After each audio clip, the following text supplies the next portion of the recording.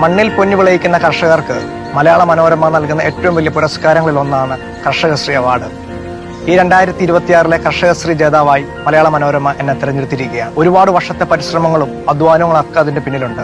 എനിക്ക് ശാസ്ത്രീയമായിട്ടുള്ള അറിവ് ഏറ്റവും കൂടുതൽ ലഭിച്ചത് കർഷകശ്രീ മാഗസിനിലൂടെയാണ്. ഒരുപാട് കർഷകരെ കുറിച്ചുള്ള അറിവുകൾ, അവർ ചെയ്യുന്ന കൃഷിരീതികൾ, പുതിയ പുതിയ നൂതന ആശയങ്ങൾ, ഇതെല്ലാം ഈ കർഷകശ്രീ മാഗസിനിലുണ്ട്. നമുക്കിപ്പോൾ ഒരു കൊക്കോയ ആയിക്കോട്ടെ, കവുങ്ങ് ആയിക്കോട്ടെ, അല്ലെങ്കിൽ തെങ്ങായിക്കോട്ടെ, അതിലൊക്കെ ഏതെങ്കിലും ഒരു രോഗകീട ബാധ്യതയൊക്കെ ഉണ്ടാകുമ്പോൾ നമുക്കത് ശരിക്കും പറഞ്ഞു കഴിഞ്ഞാൽ ഞാൻ ഏറ്റവും കൂടുതൽ ഡിപ്പെൻഡ് ചെയ്യുന്നത് പരിചയസമ്പന്നരായ കർഷകരെയാണ്.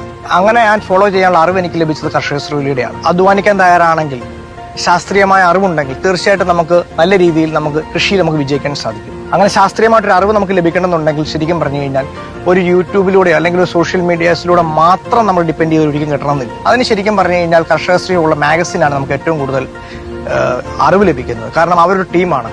അവരൊരു ഫീൽഡിൽ ചെന്ന് കഴിഞ്ഞാൽ കർഷകർ ചെയ്യുന്ന കാര്യങ്ങൾ പഠിച്ചു മനസ്സിലാക്കി അതിന് എത്രത്തോളം സാധ്യതയുണ്ട്, അല്ലെങ്കിൽ ആ കർഷകൻ ഫോളോ ചെയ്യുന്ന മാതൃകകൾ അത് മറ്റ് കർഷകർക്കും കൂടി അനുകരിക്കാൻ പറ്റുന്നതാണോ അല്ലയോ എന്നുള്ള അവരുടെ ഒരു വിലയിരുത്തലിന് ശേഷമാണ് അവരത് പബ്ലിഷ് ചെയ്യുന്നത്. കർഷകശ്രീയിൽ ഓരോ പേജിലും ഓരോ സാധ്യത.